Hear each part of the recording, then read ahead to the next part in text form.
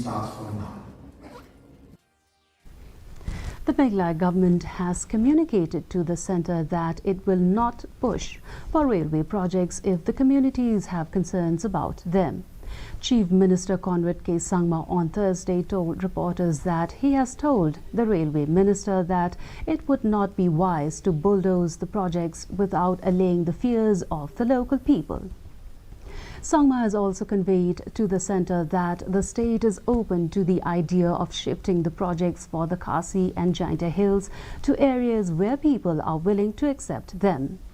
Meanwhile, soon after Meghalaya was named India's poorest state after Bihar by the Niti Aayog, Chief Minister Conrad K. Sangma on Thursday promised a huge improvement in the ranks in the next 5 years.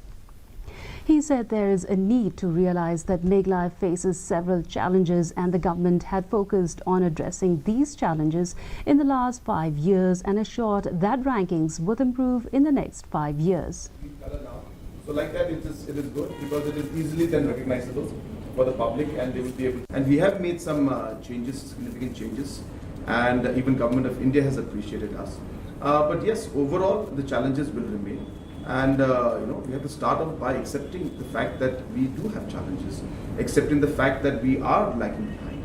And only by accepting it, we'll be able to take things forward. And what is important is now to look forward and see how we can make a difference and change things.